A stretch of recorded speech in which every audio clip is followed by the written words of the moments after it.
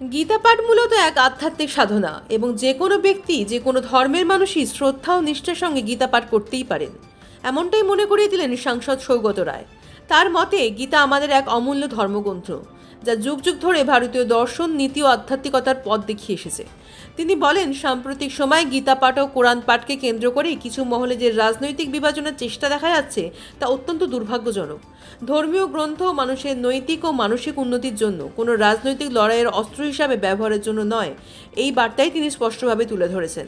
সৌগত রায়ের বক্তব্য অনুযায়ী ভারত বহু ধর্ম, বহু সংস্কৃতি ও বহুমাত্রিক বিশ্বাসের দেশ। এখানকার মানুষ পরের ধর্মীয় চর্চাকে সম্মান করে যুগের পর যুগ সহাবস্থান গড়ে তুলেছেন। তাই যে কোনো ধরনের বিভাজনমূলক প্রচেষ্টা বা ধর্মীয় আচারকে রাজনৈতিক হাতিয়ার বানানোর প্রবণতার বিরুদ্ধে তিনি সরব হন।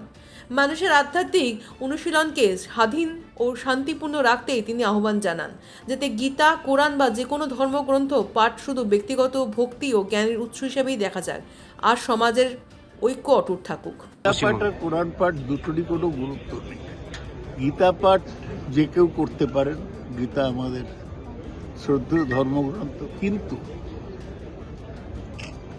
গীতা পাঠ, কোরআন পাঠ নিয়ে যে রাজনীতি করার চেষ্টা হচ্ছে, আমরা পুরোপুরি তার বিরুদ্ধে। বরাবরই হিন্দুত্ব তাস খেলে। ওরা দীর্ঘদিন ধরে রাম মন্দিরের এজেন্ডা নিয়ে ক্ষমতায় এসছে, 19টা রাজ্য দখল করেছে। বাংলা দখল করার জন্য তারা গীতা পাঠ করছে।